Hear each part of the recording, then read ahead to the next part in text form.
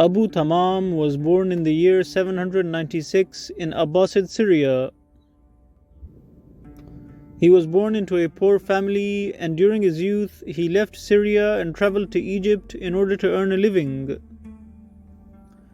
During his time in Egypt, Abu Tammam began working as a water carrier at the Amr ibn al-As mosque in Cairo, where he was responsible for serving water to worshippers.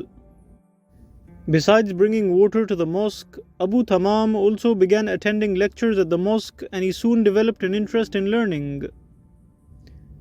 In a short time, Abu Tammam memorized the Quran and studied history and Arabic poetry. Abu Tammam eventually became a highly knowledgeable man and became particularly skilled in writing poetry. He would recite his poems while serving water to visitors of the Amr ibn al-As mosque, and his fame eventually spread throughout the caliphate. Be sincere to the religion of God with heart and intention. What you hide will one day be revealed.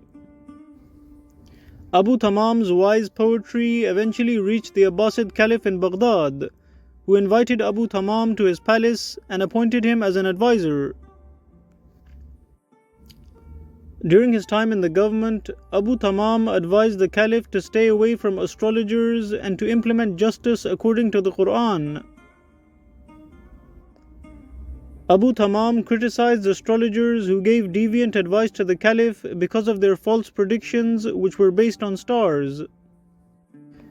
On one occasion, the Byzantine army raided Abbasid territory and captured some Muslim women. In response to this incident, Abu Tammam advised the Caliph to launch an attack against the Byzantine army and capture the city of Amorium. However, the Caliph's astrologers objected to this and predicted that this attack would cause a disaster for the Caliph. The Caliph ignored the astrologers' predictions and acted on Abu Tammam's advice, and he successfully invaded the Roman city, defeating the Byzantine army. In order to celebrate this victory and mock the astrologers for their false prediction, Abu Tammam wrote the following poem. The sword is more truthful than books. Its edge is the dividing line between seriousness and play.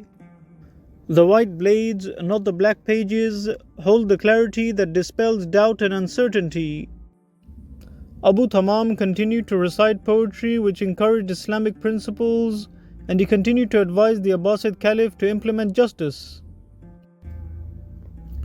Because of his sincere advice, Abu Tammam was showered with money and gifts. However, he refused to accept these gifts and instead gave them to the poor. On one occasion, an Abbasid governor gave Abu Tammam 1,000 dinars.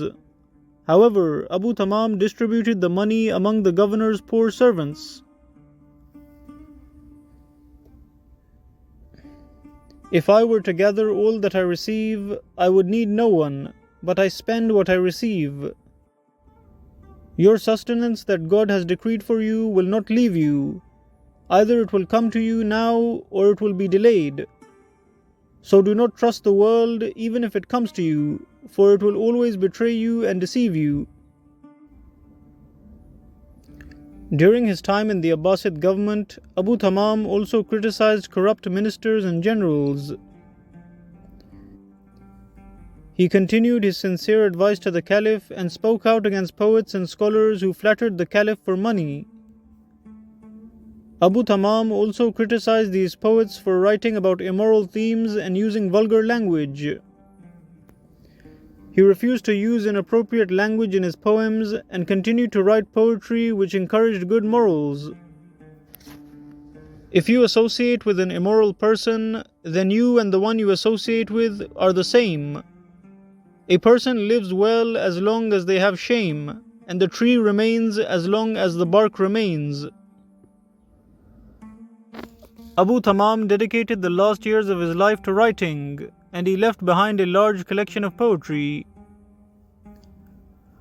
Abu Tammam passed away in the year 825 in the city of Mosul, and he left behind only a few dirhams as he had given most of his wealth to the poor.